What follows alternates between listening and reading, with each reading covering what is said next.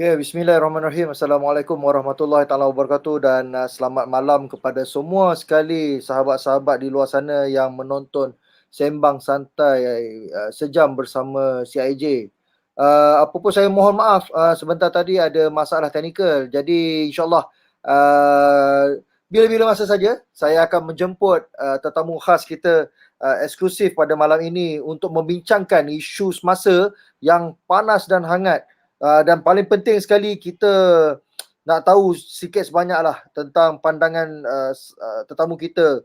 Dan tanpa melengahkan masa, saya menjemput tetamu kita iaitu Tuan Kamal Effendi Hashim, penganalisis jenayah. Ni jenayah besar dalam Malaysia ni. Jadi Assalamualaikum Tuan, apa khabar? Waalaikumsalam warahmatullahi wabarakatuh. Alhamdulillah. Allah Akbar. Alhamdulillah. Apa pun saya ucapkan terima kasih kepada Tuan kerana sudi bersama kita pada malam ini. Untuk makluman semua, saya mohon rakan sahabat-sahabat di Facebook untuk terus share. Malam ni kita nak eksklusif sama Tuan Effendi ni. Bukan senang ni, kita nak curi masa beliau. Tadi dekat RTM. Sekarang live bersama kita NGO Pembela. Tanpa melengahkan masa, saya nak tinggalkan mungkin ada sedikit komen ringkas daripada Tuan Effendi tentang isu MyKad secara general dulu. Kita nak tengok pandangan Tuan Effendi macam mana, sebab isu ni isu yang sangat sensitif bagi saya sebagai seorang orang biasa. Jadi bukan senang nak kupas isu-isu panas ni. Jadi kita serah pada yang pakar dulu. Silakan Tuan Effendi. Baik, saudara naib pengerusi pembela ya. Betul ya? Dia panggil Cikgu Izzat selalunya. Cikgu Izzat ya, dia orang panggil lah. Saya nak panggil dia sebagai saudara Izzat lah kan. Begini, pertama secara satu kelompok ni, dia masalah ni dia bermusim ya. Sebenarnya masalah tu ada, tapi pilihan kita untuk tengok dia tu cara bermusim lah. Bila ada satu isu tu, maka kita pun kata, oh ini tak boleh jadi, itu tak boleh jadi. Bila tak ada, kita diam je lah. Jadi ini satu masalah. Dia bukan satu masalah yang baru. Dia ada masalah tentang kaedah yang tak sah untuk dia mendapatkan kad pengenalan misalnya, ataupun pemalsuan secara patut, secara total, ataupun berkenaan satu-satu yang syak, zan dan waham ya. Tetapi dalam banyak hal ia menjadi kekeliruan di kalangan masyarakat sehingga menimbulkan berbagai persepsi. Jadi ada yang kata ini korupsi ya. Ada yang kata yang ini memang sebenarnya bagi tujuan politikal, maka ditambah jumlah kewarganegaraan. Dan semua ini kekeliruan ini yang menyebabkan kacau ganggu ni. InsyaAllah kalau malam ni kita berbincang, mungkin kita dapat satu panduan yang mana kaca, yang mana permata, supaya kita sendiri terdidik. Betul, alhamdulillah. Okey, sebelum tu saya nak menjemput semua sahabat-sahabat untuk share kita punya Facebook Live ni di NGO Pembela dan juga CIJ untuk kita sama-sama. Dan Saudara Izzat, kali pertama saya Facebook Live dengan mana-mana pihak. Ini kali pertama. Allahu Akbar. Terima kasih banyak, Allahu Akbar. Ini satu sebenarnya dia sebelum kita nak lebih serius kejap lagi, ada panas lagi ni. Untuk makluman semua sahabat-sahabat, Tuan Effendi ni adalah admire kami ni satu keluarga admire kepada Tuan Effendi daripada zaman saya kecil lagi. Zaman saya budak-budak dulu, kita ni anak polis. Kita anak polis, kita tinggal di Balai Polis Pudu dan kita memang mengenali Tuan Effendi ni sebagai seorang penganalisis ataupun kita panggil penyiasat. Dia panggil penyiasat ni. Jadi bila kecil-kecil tu lah tengok, lepas tu kena pula dulu arwah ibu ni, suka sangat. Dia kata, Tuan Effendi keluar ni, hero polis dia kata. Dia panggil, dia digelarkan sebagai hero polis. Juga ayah saya pun baru semalam saya jumpa, dia kata, bagus, tanya, ini semua kita admire dengan polis-polis yang hebat-hebat ni. Jadi penyiasat-penyiasat yang hebat. Jadi ini satu anugerah lah sebenarnya ni. Dan pertama kali pula sudi live Facebook bersama kami. Jadi, ramai yang minta, tapi saya sebenarnya dah 20 tahun dalam bidang ni. Jadi saya memilih sikit lah kan. Memilih sikit. Yang mana kita tengok memang dia passionate, dia memang ada kegairahan untuk buat tu, maka saya pun tertarik lah. Kadang-kadang ada orang yang jemput, dia sekali lalu ya kan. Dia macam kita nak jemput Ya, tapi ya. tidak bersungguh-sungguh. Kalau jemputan itu pun tidak ada kesungguhan, macam mana nak isi dengan beria-ria kan? Kalau orang jemput pun lebih kurang halal ya, kita pun bukanlah minta sampai tepak pirih apa semua, tetapi tunjukkan kesungguhan dia, sebab Ya, kalau subject matter tu menarik, bagus untuk semua lapisan baik. masyarakat, kenapa saya tak boleh bantu? Betul. Tapi sebelum itu juga saya nak bagi tahulah kan, Ha. apa yang saya buat ni adalah hasil daripada pengalaman kerja sebagai dulu saya seorang wartawan dan jurugambar. Kemudian itu menjadi memasuki perkhidmatan Polis Raja Malaysia selama lebih kurang 8 tahun duduk dalam jenayah berat kan. Lepas tu barulah orang jumpa saya kat TV lebih kurang tahun 2000 kot. Saya lawyer buruk sikit cerita pasal jenayah kan. Jadi itulah agaknya yang orang pun tengok dia ni lain macam sikit. Itulah. Tapi sampai sekarang insyaAllah konsisten dalam usaha untuk mengurangkan jumlah mangsa jenayah. Bukan jumlah penjenayah, jumlah mangsa jenayah. Itu yang saya buat. InsyaAllah. Alhamdulillah, terima kasih Tuan. Apa pun saya ucapkan terima kasih kepada sahabat-sahabat kita di luar sana yang Alhamdulillah meningkat lebih kurang 90 tontonan. Baru 6 minit kita berudara dan insyaAllah apa yang kita bincang pada malam ini, objektif dia pertama, kita nak merungkai sedikit sebanyak. Ini yang paling penting sekali. Sebab apa? Kalau nak kata suruh saya sebagai NGO untuk kami pembela nak merungkai, mungkin kita tak cukup pengalaman. Jadi kita kena tumpang pengalaman-pengalaman yang kita kata yang profesional, yang memang dalam bidang. Cuma kita tak nak nanti NGO yang nak memperjuangkan benda ni, macam Tuan sebut tadi saya suka, iaitu dia sekadar orang kata apa, ala kadar ataupun dia panggil bermusim. Ini Bermusim. perkara yang paling orang takut, lagi-lagi Tuan. Bukan takut apa, maksudnya paling kita kalau bahasa orang marhain ni paling menyampah. Dia tak suka dah kita ni nak bermusim. Kita tak suka. Yalah. Lepas tu tenaga yang sepatutnya kita gunakan untuk jaga masa panjang, kan kita pergi tengah jalan memekik-mekik, dan itu saja penghabisannya. Sedangkan dia sepatutnya kita mau membuat perubahan.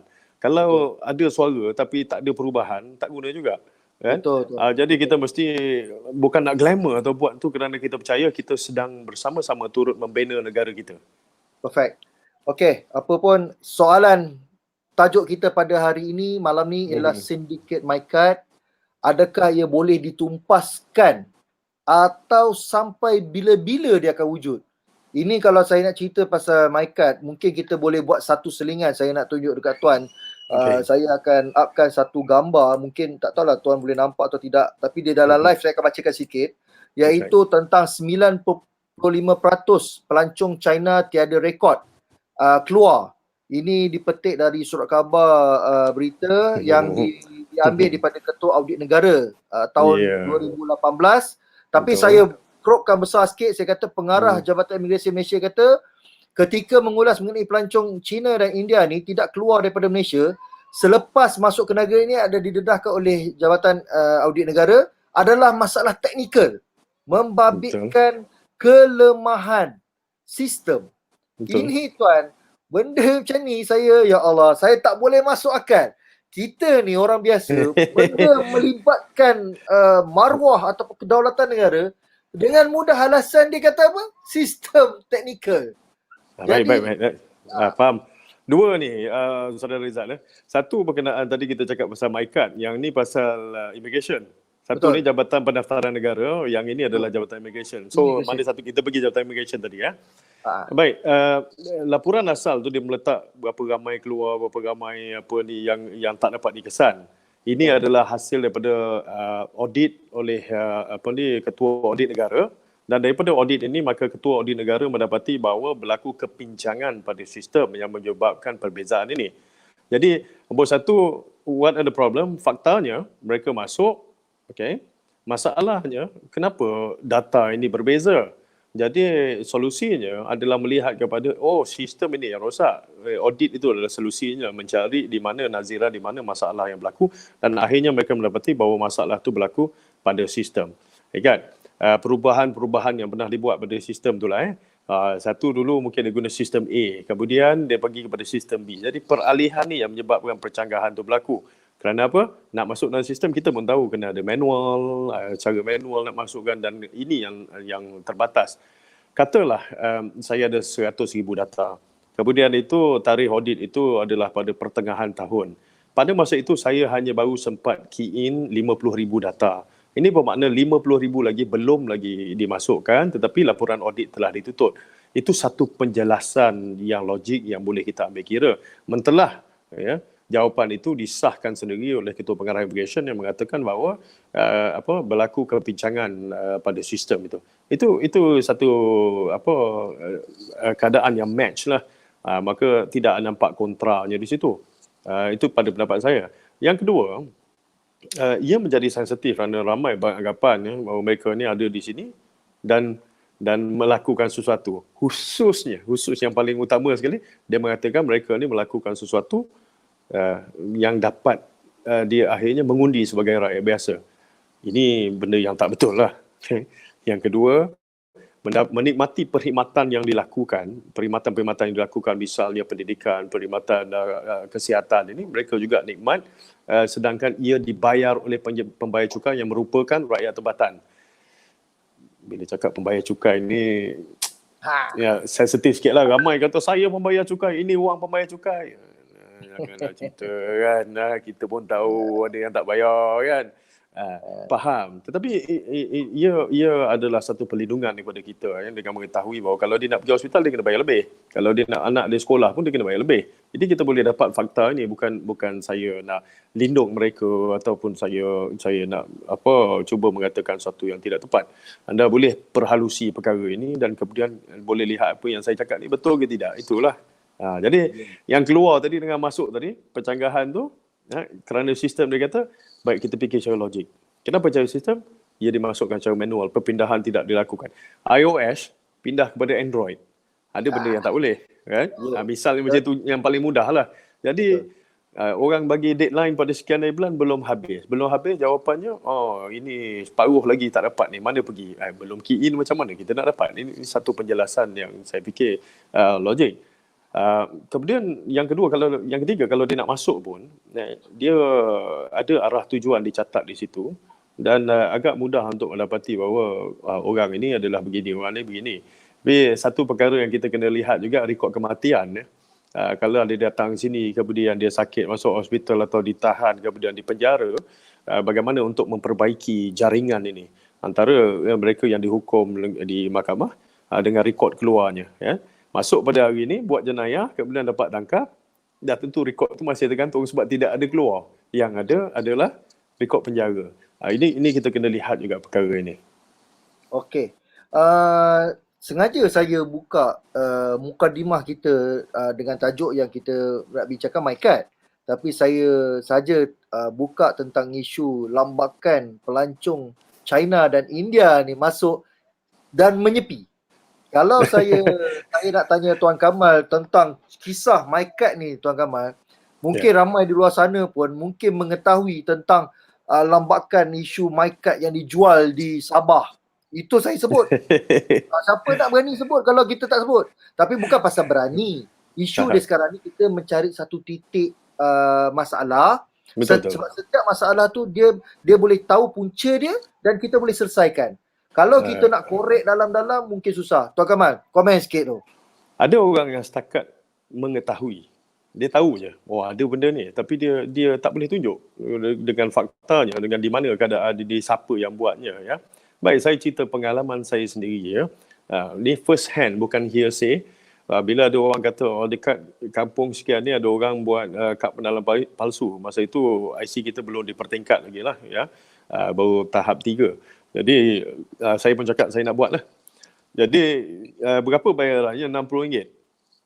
Dia palsukan semua detail. Kad itu betul, polikarbonat itu betul, ya. Tetapi chip itu memang kegunaan orang lain yang cicir ke kad pengenalannya. Gambar itu diganti dengan gambar saya. Ya, berapakah harganya? RM60. Yang penting sini, yang tadi langsung tak ada pengetahuan dan sekadar bercakap. Saya mempunyai pengalaman unik, mahu melihat bagaimana mereka melakukan dan kemudian apa yang saya lakukan dengan pengetahuan itu saya bawa ini dan salurkan kepada pihak berkuasa untuk mereka melakukan intipan dan risikan. Ini proses yang sepatutnya. Kalau kita cakap tunjuk orang ni tapi kita sendiri takut takut tampil ke hadapan, takut menyampaikan maklumat ini dan bimbang misalnya kalau apa-apa berlaku pada kita. Nah, bagaimana untuk menghentikan ni? Kan? Kita harus berani, kita harus tidak membenarkan setiap inci bumi kita dimamah oleh orang yang tamak kuasa, yang haloba, yang korup. Ya? Maka kita harus take ownership of our street semula. Kita tidak boleh membenarkan perkara ini berlaku dengan turut campur kan, dalam hal-hal yang penting untuk negara kita. Sadar Rizal. Saya itulah kita mungkin saya pun dah atur beberapa slide.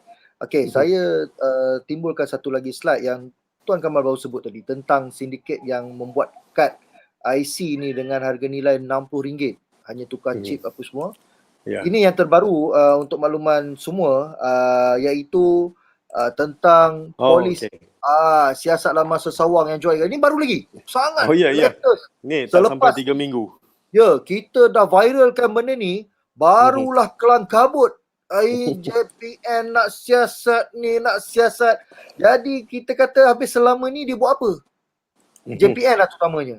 Kita bukan nak cari salah, Tuan. Tapi benda ni dah lama, dah terlalu banyak. Jadi benda ni boleh berlaku. Itu yang soalan yang kita nak timbulkan pada hari ni. Sindiket ni adakah boleh ditumpas atau macam mana dia punya? Yang tadi laman web tadi itu adalah novelty ID. Kalau di luar negara dia ada fake ID untuk orang buat. Sebab apa? Dia nak pergi dapatkan minuman keras, dia mesti umur 18 tahun. Jadi dia buat driving license palsu bagi setiap state yang berbeza. Macam kita satu negara menggunakan JPJ yang sama, lesen yang sama. Tapi bagi mereka ni dia state lain, county lain. Jadi kalau you nak pergi minum, you kena tunjuk ID you. And sebab itu dia buat palsu. Namanya novelty. Begitu juga misalnya untuk orang membuat rujukan saja yang suka membuat koleksi negara-negara, macam orang kumpul stamp juga. Jadi dia ada novelty tapi dia dah beritahu sana ia tidak sah, tidak boleh digunakan untuk sebagainya yang ni. Nah, tetapi kebimbangan itu berasas kerana ia hampir menyerupai kad asal. Masalah kita bukan pada pembuatan kad. Semua orang boleh tipu polycarbonate. Semua orang boleh buat apa saja, chop security ke UV, hologram. Ini boleh dibuat dengan mudah. Itu tak siapa boleh nafikan. Yang menjadi masalah bagi kita sebenarnya, ini pada pendapat saya, Marhain ni lah, pada orang-orang kayangan saya tak tahulah. Ini pembacanya, reader tu perlu ada. Kalau misalnya pihak berkuasa kita mempunyai reader yang cukup, setiap kali mereka melakukan rondaan, mereka boleh slot dan periksa, maka ia memudahkan dan menjimatkan. Menjimatkan apa? Kalau seorang tu disyaki misalnya pendatang asing atau dokumen palsu, maka mereka perlu terdahulu ditahan, diriman misalnya untuk mendapatkan pengesahan daripada pihak berwajib.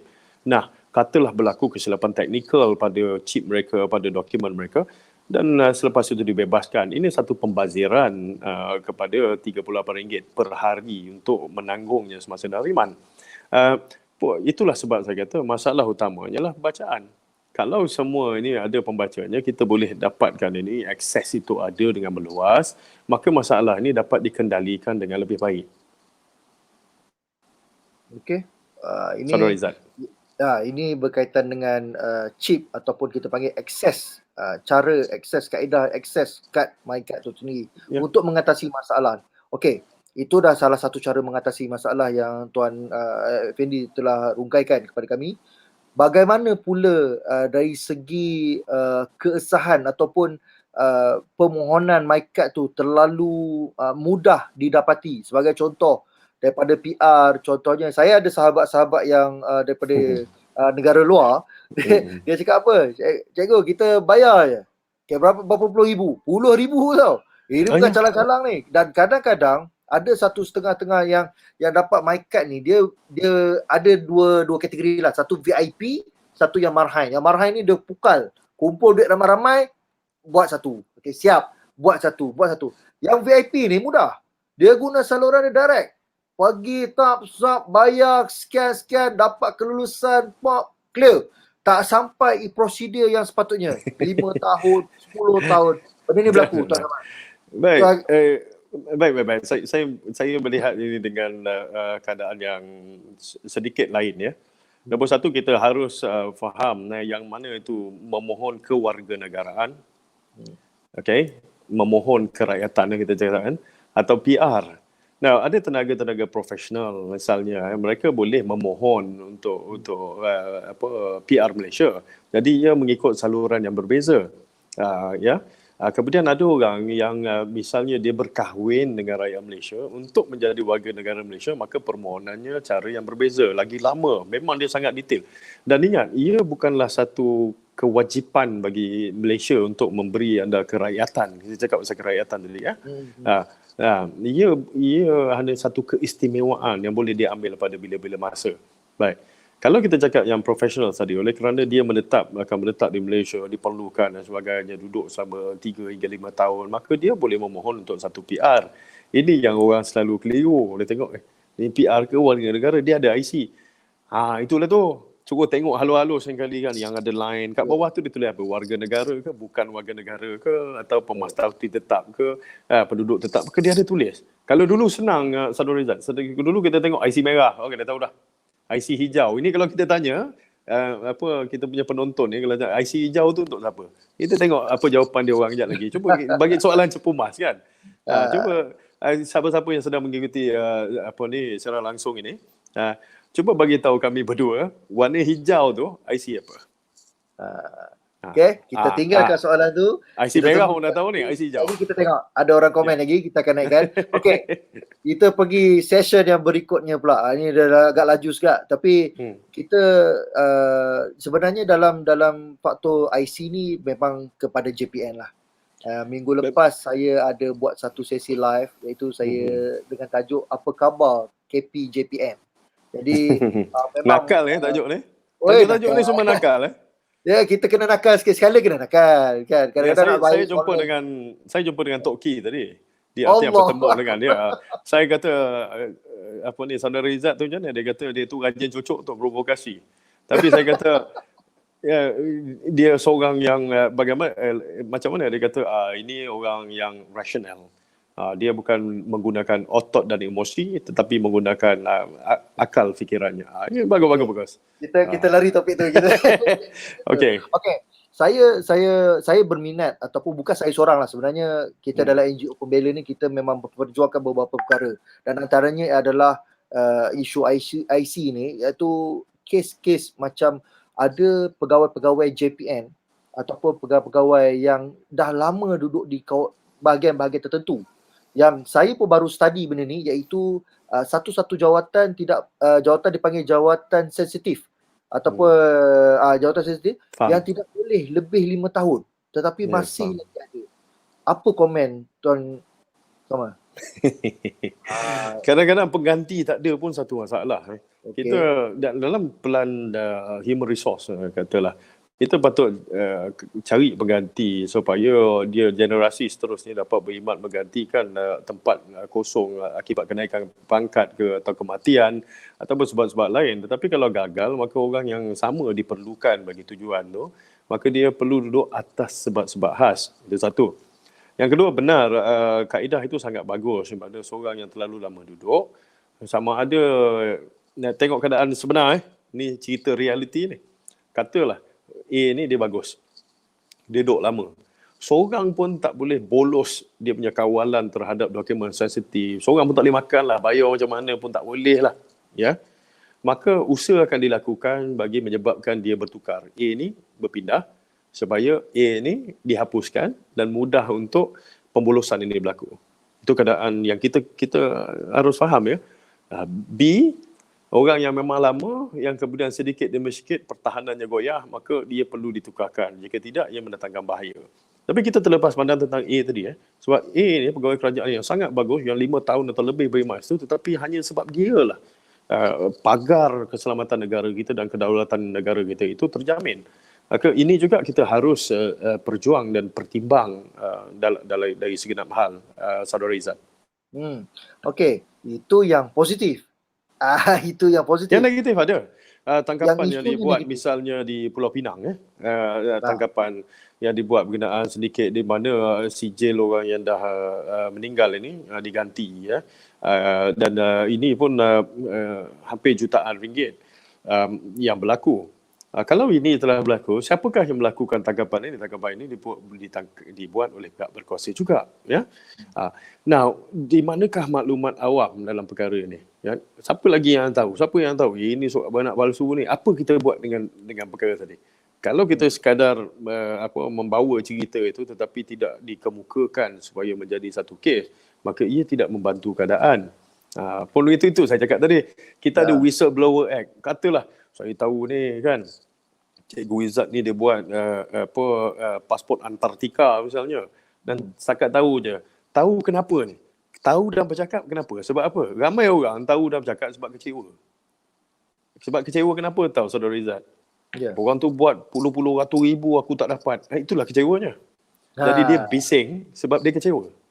Betul. Okay. Saya agak setuju kat situ. Dan dia sentuh pula tadi tentang 6 termasuk pegawai JPN Pulau Pinang didakwa menjual MyCard. Ini yang saya timbulkan kan. And then ada satu lagi kes iaitu polis cekup warga India miliki MyCard lah.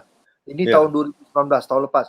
Dan masalahnya sekarang dia masih lagi ada melibatkan dalang-dalang yang kita tak nampak. Tuan Kamal mungkin boleh bersetuju dengan saya, ada rakyat Malaysia yang ada maklumat tetapi mereka takut mereka yang ditahan. Ini norma marahan. Ini mungkin ada sedikit perbezaan kat kita di sini, tetapi ramai rakyat Malaysia mesti setuju dengan saya, bila kita ada maklumat kita susah nak salurkan. Ataupun macam contoh, saya tanya soalan kepada KP Jabatan Imigresen. Sampai hari ini Tuan Kamal, 20 hari lebih tanpa satu komen pun.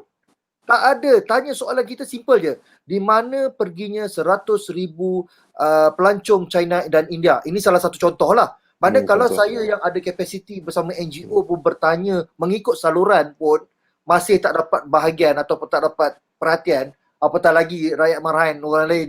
Tuan Kamal, komen sikit. Saya tak tahu.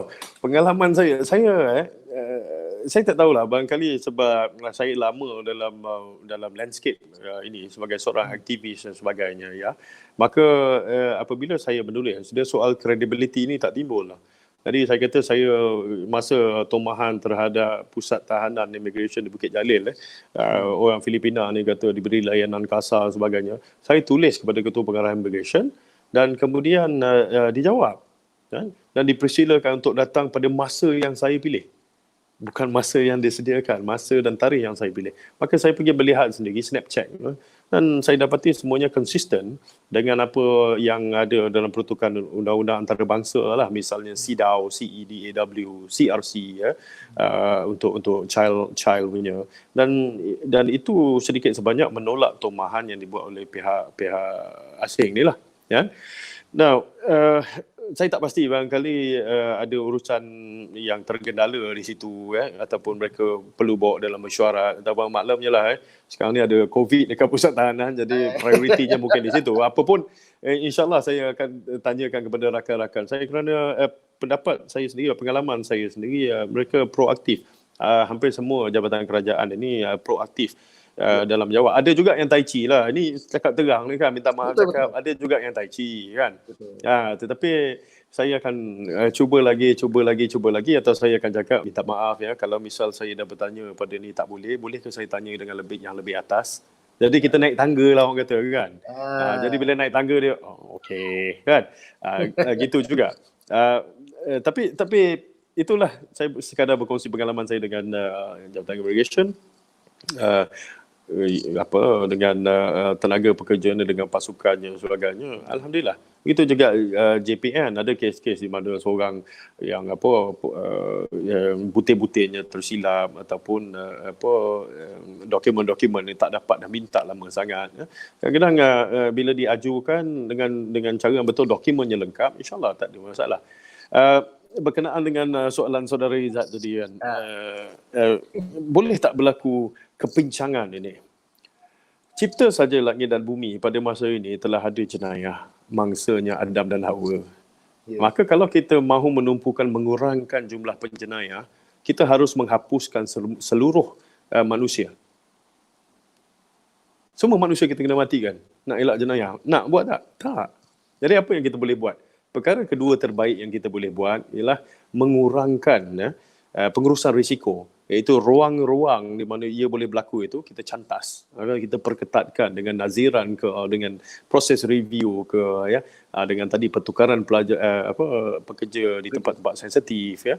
Kemudian kawalan dokumen ya. Kemudian kita ada maklumat berperingkat dan semua ini akan membantu dalam kita untuk mengurangkan sedikit demi sedikit ruang dan peluang untuk penjenayah mengambil tempat. Penjenayah ni dia akan cuba pengaruh semua orang. Siapa-siapa yang ada jawatan ke Waimah kalau JKKKKK pun kan. Ya, jangan kata itulah kalau kita jual roti masa PKP 1 dulu tu kan. Dia kan lah jual lah saya, bagilah saya 2 kan, tak payah orang tu lain kali rezeki dia. Nampak? So hasilnya kalau kita buat satu secara bukan mulut tak, bukan lip service, kita akan buat secara holistik. No. Nombor 1, cari apa masalah dia. List down. Kalau NGO tu cakap saya dapati ada ketirisan di sini, okey, catat. Kita periksa kat mana ketirisan ni. Kat mana sini. Ini boleh. Lepas tu saranan untuk memperbaiki begini ya, untuk menambah baik. Jadi perkataan-perkataan ini akan mendukung apa ceritanya, apa idea, apa gagasan di sebalik itu. Dan ini boleh bantu. Kalau orang takut pula tadi, isu orang takut nak bagi ni. Ginilah. Susah sangat, konteks saya je lah. Saya akan sampaikan semua maklumat tu. Tapi seumur hidup saya, yang saya mampu itu sajalah. Semasa saya sedang hidup. Saya ada berpesan juga kepada beberapa mereka orang yang memegang jawatan ni. Dia kata, kalau boleh lah, masalah utama dia gini. Bukan orang tak mau sampaikan maklumat. Kadang-kadang, tengok nombor je tau. Bila dia tengok satu nombor, generate, telefon nak sampaikan maklumat, sila tekan 1 untuk maklumat pendatang asing. Sila tekan 2 untuk perkhidmatan pasport. Sila tekan 0 untuk bercakap. Kita tak tahu siapa tau. Sebab dia tak ada wajah. Betul. Maka di situ, jembatan kepercayaan tu tak ada dah. Macam mana nak percaya? Saya tak tahu dengan siapa saya bercakap. Cuba tahu gambar saudara Izzat. Orang pun tengok, manusia. Dia ni kita kenal. Dia ni kita tak ragu. Jadi keselamatan maklumat yang penting bagi orang ramai. Apa saja talian yang disediakan, misalnya perkhidmatan kecemasan, 999 kita faham. Sebab itu kecemasan dia tak perlu tengok siapa dah. Ya. Tetapi bila bantuan kata orang yang didera misalnya 15999, yang terbaik adalah meletak satu gambar. Atau kita perkenalkan, atau boleh diperkenalkan juga PRO bagi negeri-negeri. Ya, PRO bagi jabatan-jabatan ini yang PRO negeri bagi jabatan ini, inilah orangnya. Letak dia kat billboard. Taruh satu kan. Saya sedia memberi perkhidmatan. Maka orang akan mula percaya. Di situ maklumat ini akan berlangsung. Kalau dulu ada dibuat misalnya peti surat 7,000. Tak tulis alamat pun. Masuk je peti surat 7,000. Kan. Hasrat tu bagus. Jadi ada banyak perkara yang kita boleh adaptasi dan adapt, dan kemudian kita belajar. Nampak ada sebenarnya ini bagi pihak Marhain lah, kawan-kawan. Kadang ada orang saudara Izzat. Katalah katalah bagi saya kata ini 10,000 tolonglah gini. Apa ni? Ni masa saya ada duit. 10,000 apa ni? You ingat saya nak ni? Ini demi negara saya yang tercinta. Saya takkan nodai sistem ni. Bila time kereta tayar pancit, rim pecah kan. Orang kata, tak tolong sikit, tolong sekali je ni kan. 5,000 kan. Goyang juga. Goyang kan. Pasal ada membayang, alamak. Kan? Lebih daripada tu bukan boleh beli rim je. Saya mencelah. Kalau macam tu, adakah kita kewajaran kerajaan Malaysia memandang serius kepada jawatan-jawatan yang dipanggil sensitif tadi untuk dijagakan kebajikan dia lebih sedikit? Contoh, isu polis. Ni lari sikit dah tajuk. Isu polis. Ramai dah kita perjuangkan, NGO perjuangkan untuk naikkan gaji polis-polis. Kita menghargai semua warga polis ni daripada zaman dulu sampai sekarang. Jangan kata, saya nak kongsi sedikit kepada Tuan Kamal, sedikit saja. Saya tingkatan 4, saya naik motor tanpa lesen. Saya ditahan di Ceras untuk balik ke sekolah. Jadi polis ni dia sanggup tunggu saya untuk dapatkan RM30. Dia sanggup. Dia tunggu, dia kata awak ada duit? Ada, tapi kat asrama. You pergi ambil kat asrama, you patah balik bagi kat kita. Dia sanggup tunggu. Tapi nak ceritanya, maknanya kebajikan polis tu sendiri. Mana kalaulah kebajikan ni dijaga, contoh pegawai JPN, dan sekarang ni pegawai Right, right. imigresen, kan? Kita jaga sedikit sebanyak, Baik. kita jaga. Komen. Gini ya, dia sebenarnya bukan sebab jawatan. Semakin tinggi seseorang, maka nilai itu semakin berubah. Okay? Kalau tadi yang marhain macam kita bagi 30 pun besar ke, kan? 30 ni besar kan. Tapi di peringkat tertentu, 300,000 tu adalah ibarat RM30. Betul. Jadi dia soal dia, kalau saya memelihara satu jawatan dari segi skim perkhidmatan penggajian dia, ia tidak menjanjikan pulangan seperti yang saya mahukan, iaitu orang menjadi semakin berintegriti. Jadi ia harus bermula daripada kecil, bagaimana seorang tu dipupuk. Kemudian ditambah baik pula nilai ini dilitupi oleh satu sistem yang baik. Sistem saraan. Begini, contoh tadi kita cakap pasal bagi gaji. Tetapi kita juga boleh tukar kepada hak-hak lain ya. Misalnya untuk kalau berlaku kematian pada dia semasa bekerja, maka ada insurans yang menanggung pendidikan tinggi mereka yang ditinggalkan, anak-anak di bawah 21 tahun. Barangkali ini akan menjadi satu insentif yang lain yang membina rasa bangga dengan kerjanya ya. Begitu juga dalam perkara lain. Apa yang dapat selalunya, saya pun tahu sebab saya pernah berkhidmat di sana. Anda pernah tinggal di barak polis dan anda pun tahu keadaannya macam mana ya. Yang ada pada polis ni, saya minta maaf lah, saya tak bercakap bagi pihak polis ni pandangan peribadi sebagai rakyat Malaysia ya. Yang ada pada polis ni kesetiaannya.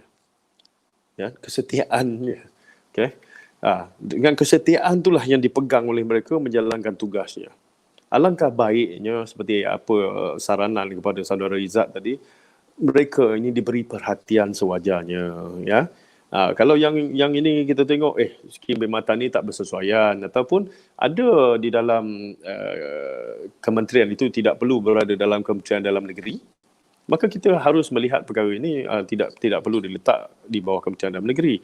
Katalah kita letakkanlah dia di bawah Kementerian Perumahan Kerajaan Tempatan ataupun berkenaan bencana, boleh letak di mana-mana sebab bomba pun bawah KPKT. Jadi ini barangkali satu yang boleh dipandang, tapi saya bukanlah bijaksana dalam bahagian itu ya. Ia memerlukan percaturan dan political will untuk melihat lebih jauh daripada apa yang dapat saya sarankan. Kan? Jadi RM1 bila kena bagi dengan 7-8 beradik, katalah 10 beradik, seorang dapat 10 sen. Jadi mujur dia setia tu yang 10 sen tadi dapat juga buat kerja. Dapat juga, cukup tak cukup buat jugalah pasal setia. Tetapi kalau misalnya di situ dapat diperhalusi, yang ini agensi katalah berkenaan dengan dadah ni kesihatan sebab pemulihan, Kementerian Kesihatan dah keluar satu ya, ini dah pergi satu. Jadi pengkhususan fokus itu dapat dibuat kepada yang lebih tepat, yang penting di dalam keselamatan dalam negeri kita. Okey. Ini yang kita bincangkan untuk makluman semua sahabat-sahabat kita di luar sana. Kita sedang merungkai. Sebenarnya mungkin tidak cukup 1 jam untuk saya bersama dengan Tuan Kamal untuk kita nak cerita satu agenda sindiket ni. Ini bukan calang-calang.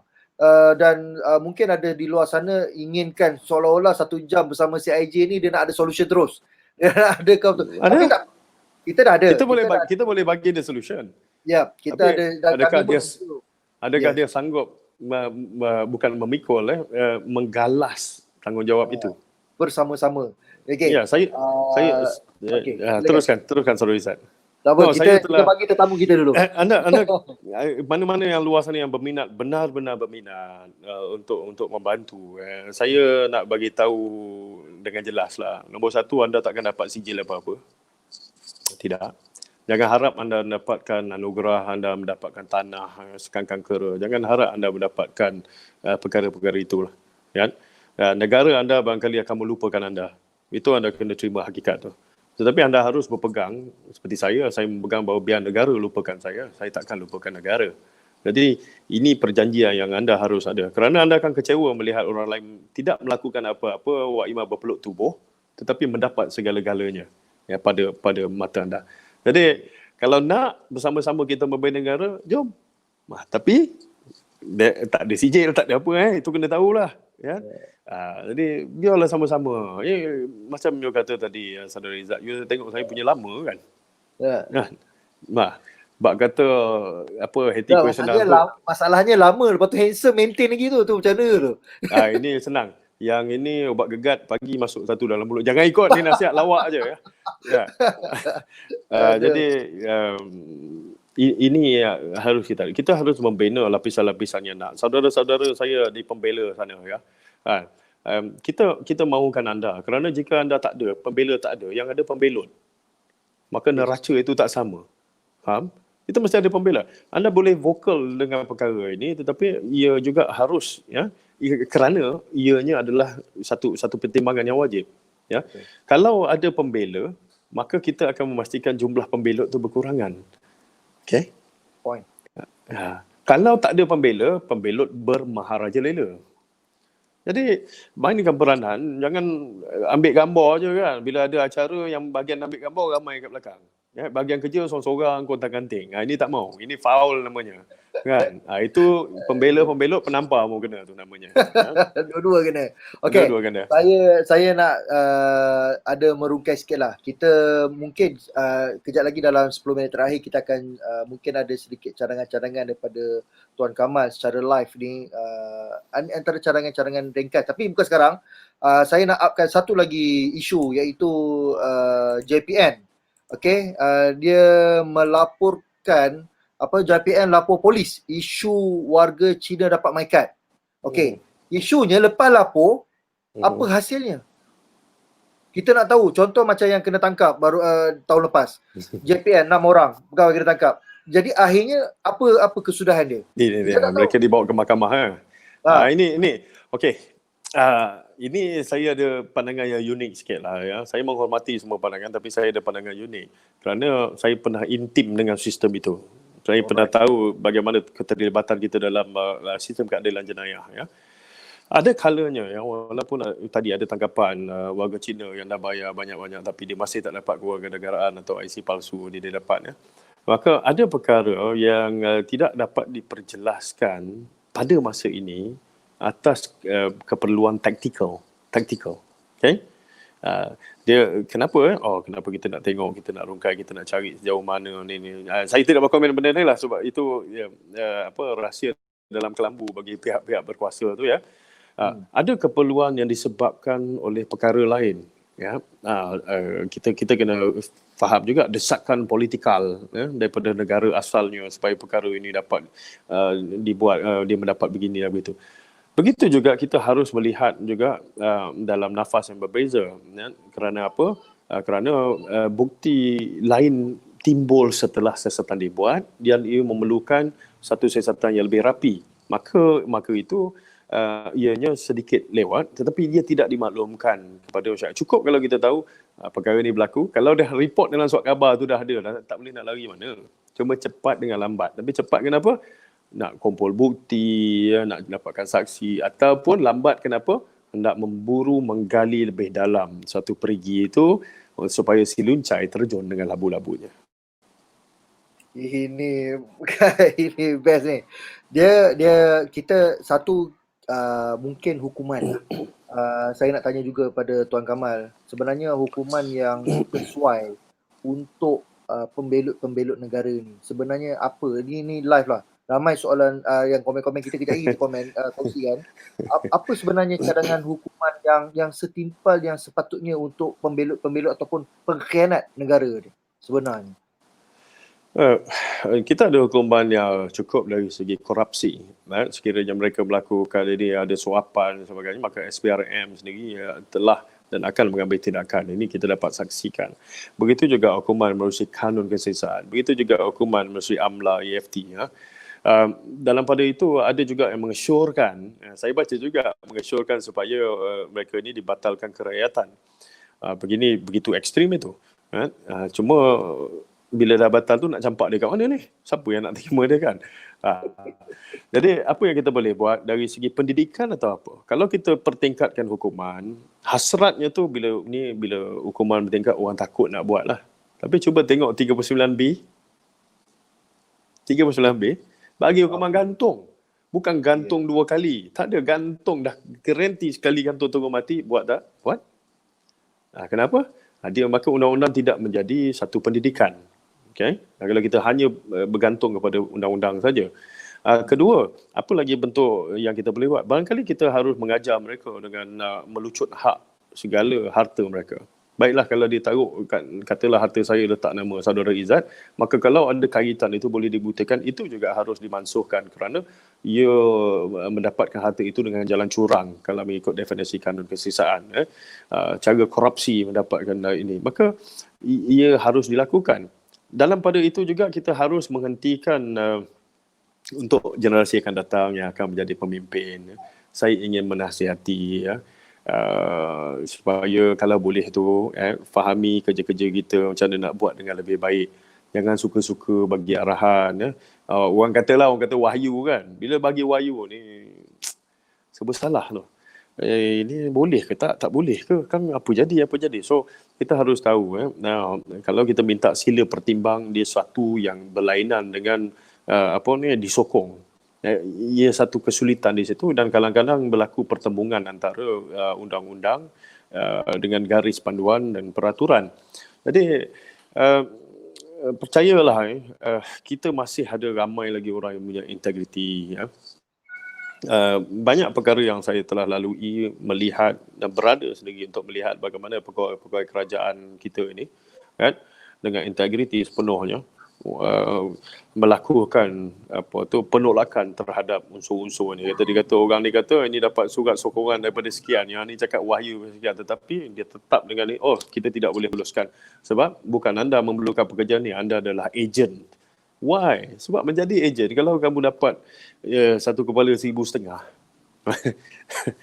itulah. Lepas tu tak peduli orang ni macam mana. Tengok pekerja ni nak bayar 7,000 setahun. Gaji dia pun tak sampai 7,000. Kan? Jadi majikan kita dah beritahu ini levy hendaklah dibayar oleh majikan. Apa majikan Malaysia buat? Ada di antara majikan ini membayar levy kemudian memotong gaji pekerjanya. Nah, kalau ada lowongan undang-undang itu longgar dari segi undang-undang, maka kita perlu ketatkan. Kalau kata majikan bayar, majikan harus menanggung. Kenapa majikan menanggung dan kemudian pekerja ni gaji ni dipotong? Ini. Begitu juga dalam urusan-urusan lain. Kalau kita yakin bahawa kita ada maklumat mengatakan ini ada satu sedikit, Whistleblower Act adalah satu yang terbaik. Pasal apa? Hari ini nama anda saudara Izzat. Tetapi kalau misalnya benda tu maklumat tu besar dan membahayakan anda boleh mohon suaka di bawah Whistleblower Act. Dan kemudian anda juga boleh memohon di bawah Witness Protection Act, Akta Perlindungan Saksi. Nama tiba-tiba boleh tukar. Katalah Izzat exist tiba-tiba je. Daripada Cikgu Izzat, saya petik je nama yang terlintas. Masalahnya dua-dua tu saya minat. Dua-dua minat. Izzat exist tu saya minat. Jadi dah tukar nama macam itu. Boleh, identiti boleh. Ada yang dapat ni. Jadi jangan risaulah. Tetapi saya fikir ada satu lagi cara untuk menggalakkan orang ramai ke depan. Memberi maklumat. Tadi saya dah cakap kan, mesti kenalkan PRO ni supaya orang kenal, tahu muka, jangan tahu nombor je. Yang kedua, ni masuk. Okey. Satu maklumat confirmnya mana reward kata RM1,000. Kalau cakap ni, kalau besok lah Perdana Menteri cakap kan, lusa dah banyak maklumat dah sampai. Jadi kejujuran kita di mana? Kerana duit atau kerana negara? Ini satu persoalan yang lain. Apa? Dia kadang-kadang dia macam ni. Tapi tak apalah kan. Insentif tu boleh. Kaya raya Tuan Kamal. Tuan Belot kerana dah kaya. Kan dia satu kepala dia dapat 70,000, 80,000 dia dapat. Jadi apa salahnya kita counter balik siapa bagi maklumat, kita reward dia tadi. Reward tu macam yang hari tu kes rokok, siapa yang ambil gambar snap hantar KKM bagi. Kalau sah RM50 satu gambar. Yang perokok ni pun satu hal juga kan. Itu pun satu. Tapi tak saja. Tak maksudnya saja ni cakap tak ada kena-mena dengan masih hidup atau telah mati. Maksudnya reward tadi tu mungkin salah satu cadangan supaya menggalakkan orang memberi maklumat. Tetapi saya suka pergi yang tadi. Mungkin saya akan lebih detail lagi dengan Tuan Kamal untuk dapatkan bagaimana kaedah pemberian maklumat secara tadi. Yang disebut tadi act tadi tu. Ada satu akta-akta yang melindungi pemberi maklumat. Ada? Saya rasa ini lebih ramai sahabat-sahabat kita di luar sana yang suka dengar, yang lepas ni akan ramai memberikan maklumat. Sebab sekarang ni bila saja saya panjang sikit, dah ramai bagi maklumat kat saya ni. Pening kat saya. Okey. Boleh. Okey. Maksud Pembela saya sediakan satu, saya pembela hantar benda tu. ya betul. Saya boleh facilitate kenalkan antara dua pihak. Tak ada Yes. masalah. Okey, It's very kepada simple. orang di luar sana, sekarang kita dah ada satu kaedah. Satu kaedah untuk membantu negara bersama-sama. Siapa ada maklumat, kita salurkan ke pembela dan insyaAllah Tuan Kamal akan bersama-sama membantu facilitate untuk menyampaikan maklumat tersebut. Ini langkah pertama. Langkah pertama Betul. untuk malam ni. Langkah kedua kita tentang hukuman. Tadi Tuan Kamal dah cakap pasal hukuman dah ada. Mungkin Kita buat lanjutkan hukuman spektrum hukuman tu kepada FOP, forfeiture of property kan. Betul. Maknanya itu satu perkara kita kata mungkin hukum gantung tu mungkin antara yang terakhir. Itu yang dia tak boleh, takut. Tahu hukuman apa pun tak takut, tetapi yang orang takut adalah kemiskinan. Okay? Anda takut apa? Paling-paling duduk penjara 7 tahun. Baiklah. Okay? Tapi keluar duit ada lagi. Cuba keluar duit tak ada. Betul. Cuba keluar duit tak ada. Yalah dengan amlanya, dengan apa semualah sekali. Panggil pukul rata semualah. Ya, pukul rata kan. Jadi ini satu. Ketiga, dia pun takut nak buat sebab pemberi maklumat akan mendapat insentif yang lebih baik.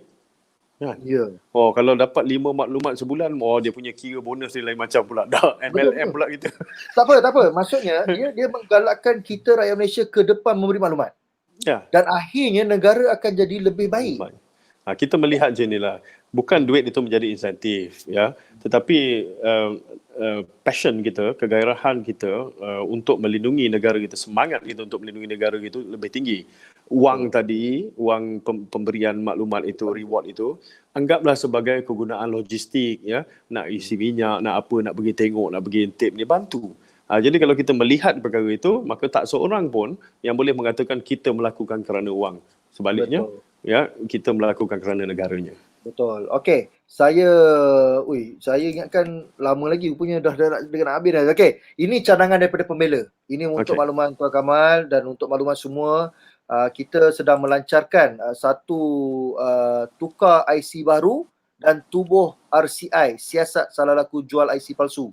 Yang ini kita dah buat petition, alhamdulillah dah mencecah hampir 200,000 orang yang tanda tangan dalam tempoh PKP ni, waktu bulan puasa ni kan. Kita nak galak orang tengah.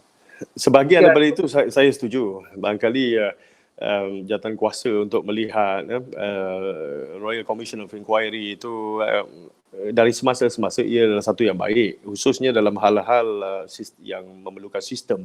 Ya, RCI dapat jangkauan yang lebih luas, dapat credibility yang profesional untuk dilakukan oleh satu jawatan kuasa yang akan diberi mandat oleh Yang di-Pertuan Agong. Ini sangat bagus. Itu sebahagian saya setuju ya. Yang sebahagian lagi saya memerlukan masa untuk memahami kalau kita tukar kepada dokumen yang baru, satu masa nanti teknologi akan kejar semula dan kemudian ia dapat menghasilkan dokumen lagi sekali. Okay? Ataupun teknologi sekarang memungkinkan untuk menipu juga atau clone ataupun menggunakan kad yang reject, tidak dibuang. Kemudian ini akan menyebabkan satu pihak tertentu untung. Kan? Makanya kalau kita dapat fokus juga apa yang dibuat tadi, tukar kepada yang lebih tinggi atau naik taraf. Ya, perkataan ni bukan tukar, perkataan naik taraf saya sangat setujulah. Naik taraf ya. Diikuti naik taraf quality ataupun data yang boleh dibaca di dalam itu. Kata SIM card itu boleh mengandungi pelbagai maklumat, maka kita harus rangkumkan perkara-perkara lain juga di dalam itu, biometrik misalnya, supaya ia tidak dapat ditipu. Ya. Kemudian sistem coding yang utama, kan? Bagaimana language itu digunakan. Kalau kita menggunakan perisian komputer yang sama, Allahu Akbar. Dia berat satu rumah kita tukar langsir je lah. Rumah tetap yang sama. Kalau orang tahu langsir itu beli kat mana, kat Nagoya ke, dekat satu tempat lain ke, maka kemudian itu orang akan dapat tiru. Kan? Jadi bahasa itu mesti satu yang tidak dapat dilakukan dengan mudah. Maka dia ada firewallnya. Ya, dan ini barangkali satu benda yang satu yang boleh kita capai. Tetapi yang lebih mustahak adalah penggunaan big data analytic. Semua data-data ini kita ambil macam bentuk BDA dan kita tengok kenapa dia jadi macam ni. Adakah dia masalah sistem? Macam mana dia jadi? Contoh gini lah, Saudara Izzat. Saya selalu tak tanya soalan yang membazir. Okay. Separuh orang ni akan tanya ni, kan, engkau ni curi kenapa? Engkau ni, engkau mencuri kenapa kat rumah ni? Engkau lapar? Dia kata, saya tak ada duit, saya nak curi ni. Maka dia mengambil itu sebagai jawapan. Saya tak begitu. Saya akan tanya kepada dia. Saya tak tanya dia kenapa dia mencuri. Saya akan tanya dia kenapa mencuri di rumah ini, bukan rumah sebelah. Okay? Kenapa mencuri di waktu ini, bukan akan datang, bukan semalam. Kerana itu yang akan memanfaatkan kita. Ilmu itu yang penting. Kenapa dia mencuri, umum sudah tahu. Mencuri kerana desakan, kerana dadah, kerana apa.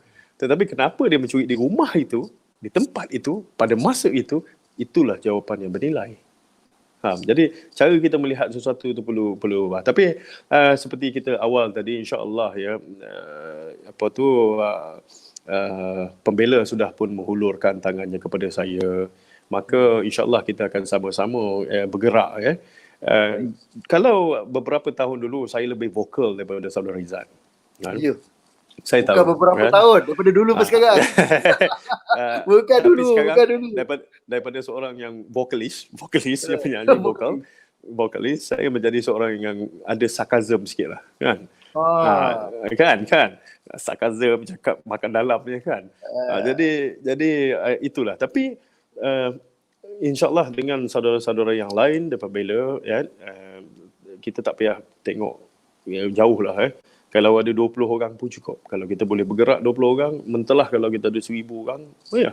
Tetapi kejujuran tu perlu ada kerana kita tahu hari ini kita buat kerana kita adalah rakyat Malaysia yang sejati.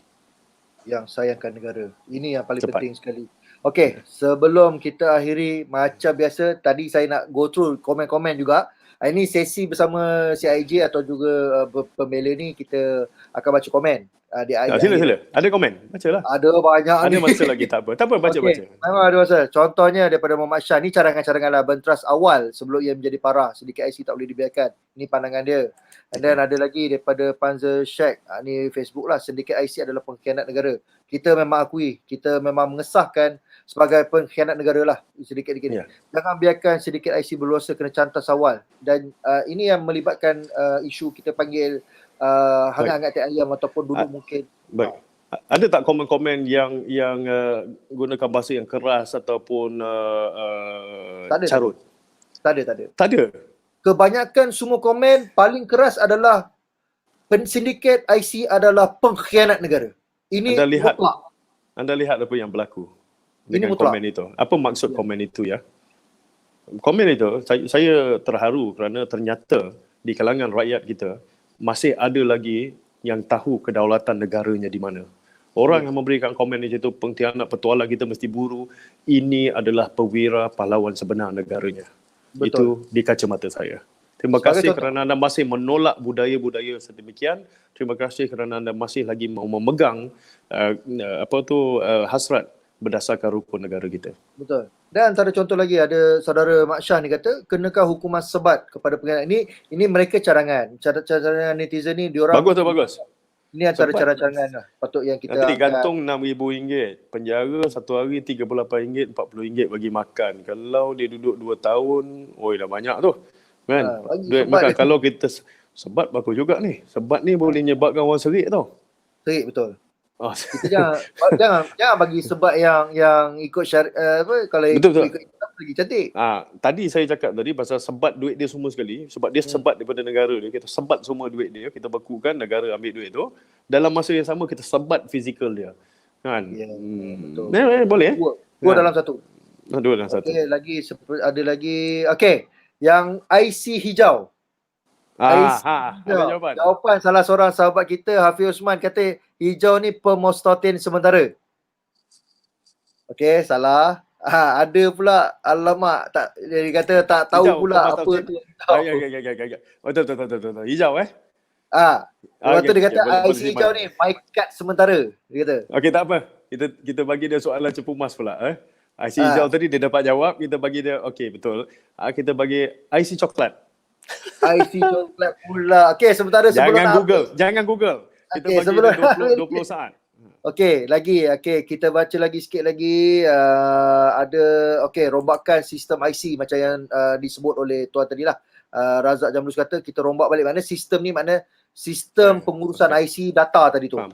Kita Faham. nak perlukan ni lah. Okey, lagi okey, ada pendapat daripada Muhammad Zain. Pendapat saya lah, pihak berkuasa kena semak MyCard dengan surat beranak sekali. Dan surat beranak pula ada nombor siri. Di sini boleh jawapan sama ada MyCard tu diperoleh secara sah atau tidak. Mungkin ini daripada awal. Maknanya daripada ada MyCard. Dia kalau MyCard daripada CJ beranak, Dia ada bila dia thumbprint. nak pergi kepada MyCard, dia ada thumbprint. Betul. Bukan saja nombor tu kena sama, tetapi thumbprint tu kena sama. Sebab sekarang dia dah mula MyKit. Jadi kalau dulu tak ada MyKit, senang sikit lah kan. Betul. Tangan ada ketuat ke kan, tangan dia terbakar ke, jadi tak ada cap jari. Tapi sekarang ni beranak-beranak dah ada, jadi susah nak tipu sistem tu lah. Saja tanya soalan pada Tuan Kamal. Agak-agak kalau kata pakai 5 jari, 10 jari ni terus? Sama juga. Sebab Tapi kalau ada orang potong tangan identifikasi tu ni sindir saya. Okey. Okey. Begini. Jangan, kita sama. Kita ada parut ni. Sama apa ada parut. Itu lelaki sejati nama dia. Thumbprint ini takkan sama antara manusia, okey? Thumbprint ni ya. Tetapi yang ini boleh lagi lah. Kan? Boleh jadi apa tu, tanda-tanda tu masih kabur lagi. Yang ini memang confirm tak ada orang lain punya. Sebab itu diguna ni.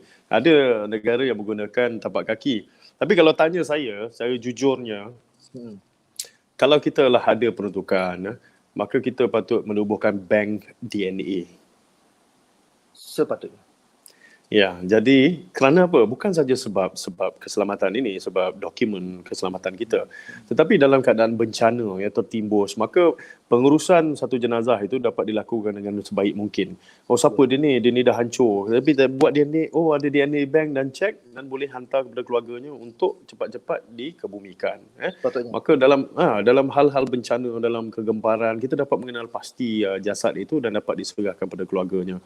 Dan juga dalam hal di mana seorang mengakui bahawa ini dirinya, apabila dibuat saja DNA bank ni kan, cek tak sama pun. Kenapa kad ini dia punya detail lain, dia punya kedudukan itu lain ya. Kenapa bank ni? Betul. Yes. Dengan teknologi sekarang ada genome editing, okey? Mana sequence tu dia boleh edit, Tapi you ada ke dalam 30 juta ke untuk edit sequence tu? Okey, kita pergi komen seterusnya. Rosenabil Garden, rombak JPN tu sendiri. Ini salah satu cadangan. Tukar IC.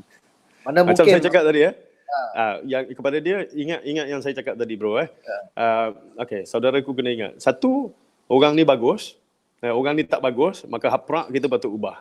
Yang mana haprak kita ubah lah kan, mana-mana pun tempat kerja kita kan, kucing pun kalau haprak buang Tetapi ada juga orang yang bagus, dia ni mempertahankan, tapi usaha-usaha buat supaya dia nampak tak bagus, maka kita dapat jatuhkan dia dan kemudian petualang bermaharajalela. Anda perlu fikirkan dua pertimbangan itu kan. Itu jawapan saya kepada dia lah, respon saya. Ada cadangan lagi daripada Awak Acik. Isu integriti ni sebenarnya daripada pemantapan ilmu dan takwa. Ini antara cadangan dia lah. Okey, maknanya kita kena ada mantapkan diri dengan takwa. Ini pun sebenarnya perlu benda ni. Okey. Kewajipan. Kewajipan. Ini Imran Harith, kalau tak ada pembela maka pembelot semakin ramai. Ini hari ni kita punya point. Ini point kita.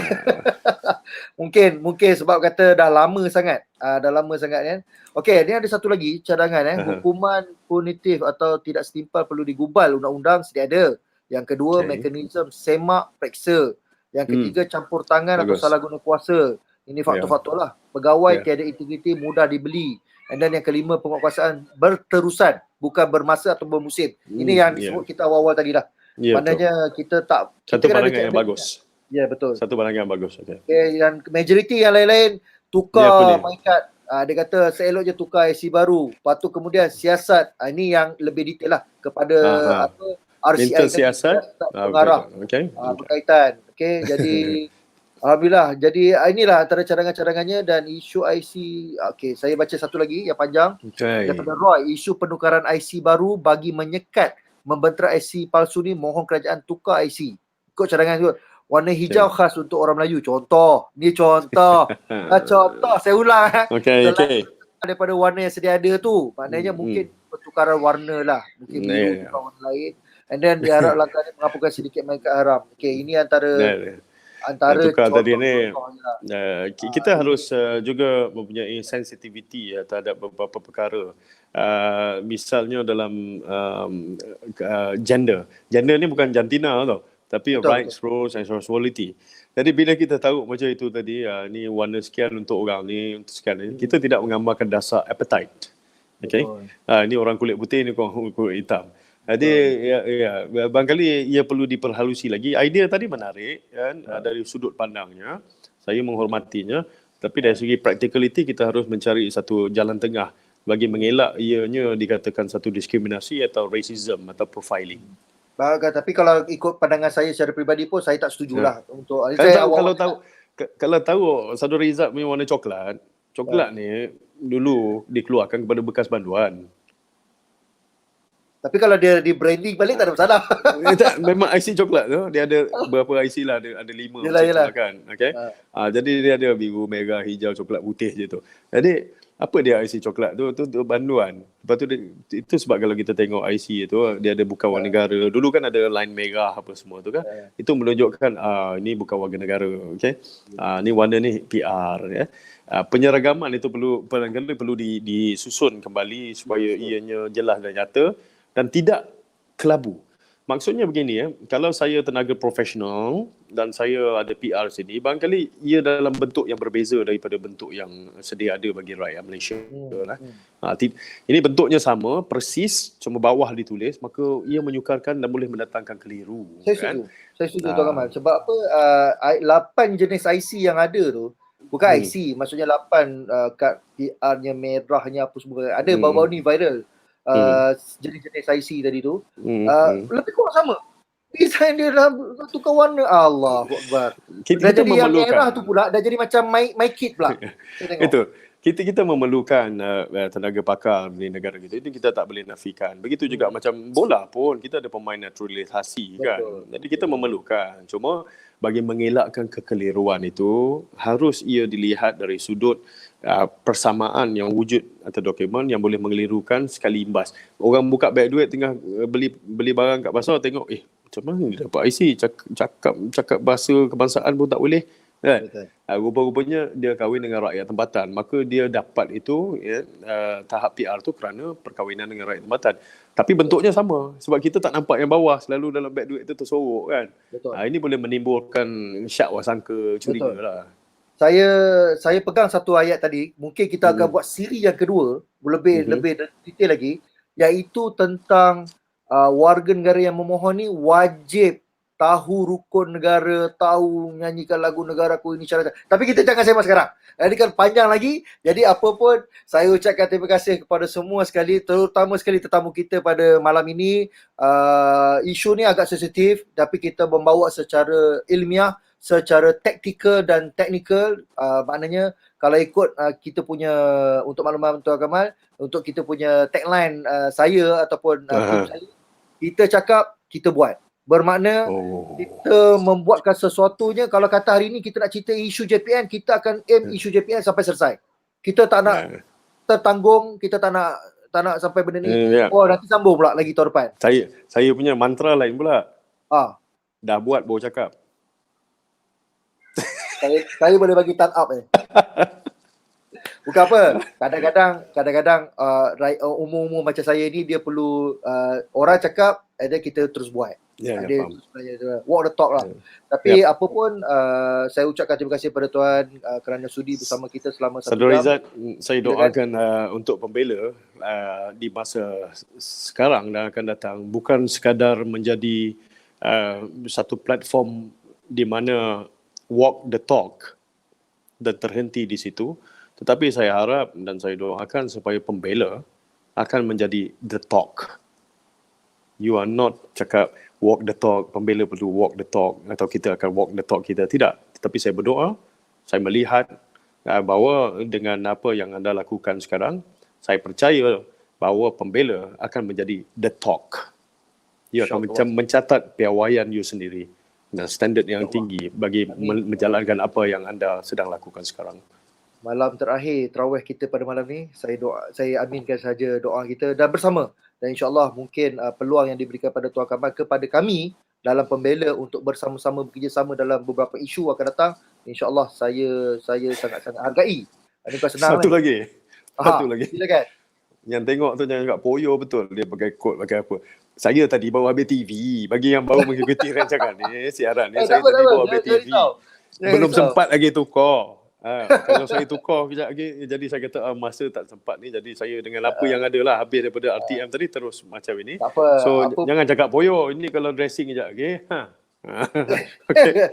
Tak apa, dia dressing tak dressing dia tetap handsome. Itu yang penting. Nampak kemas. InsyaAllah, alhamdulillah. Rakan-rakan saudara-saudara pembela sana kan, yang di bawah-bawah adik-adik semua ni kan, kita kena sama-sama ya. Di bawah teraju kepimpinan anda melihat satu perkara secara objektif dan holistik. Kadang-kadang kita akan beranggapan bahawa seolah idea kita tidak didengari. Tidak. Apabila kita berpersatuan, ia hendaklah secara kolektif, ya, majoriti dan kolektif.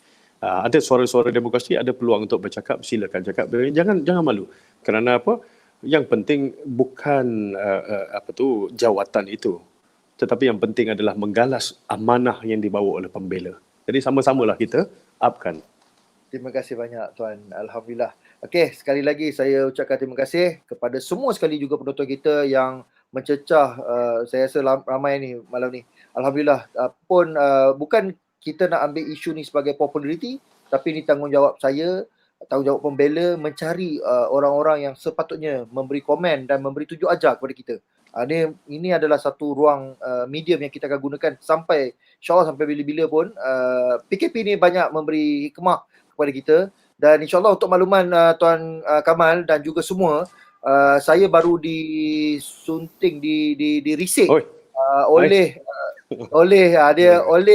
timbalan Ketua Menteri Sabah untuk menjemput saya membincangkan isu ni juga.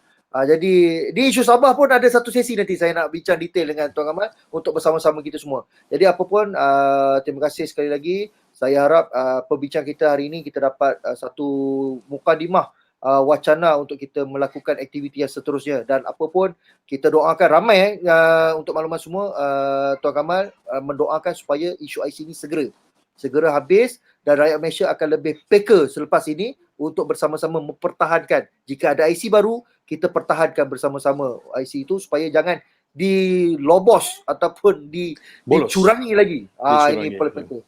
Jadi apa pun, alhamdulillah, saya harap Tuan Kamal tunggu dulu di studio. Saya akan tutup end live kita bersama sahabat-sahabat lain. Apa pun, terima kasih sekali lagi.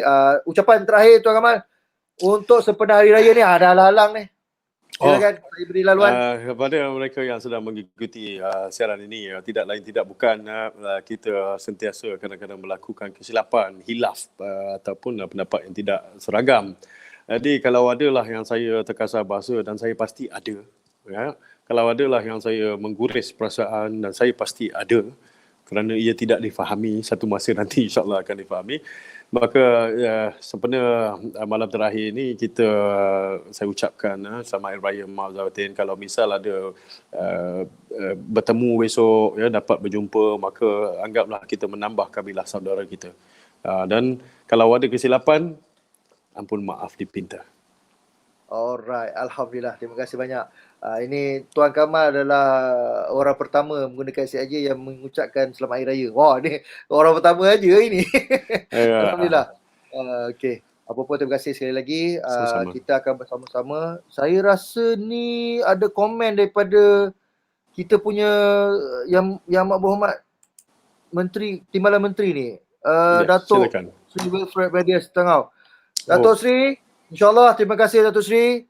Kita tukar IC, insyaAllah. Apa komennya tu? Oh, ada komen tu. Alhamdulillah, kita jangan... Silakan. Apa dia komen? Saya tak nampak komennya ni. Okay, dia komen tukar IC. Hashtag tukar IC. Saya nampak. Jadi, Timbalan Ketua Menteri Sabah komen sama.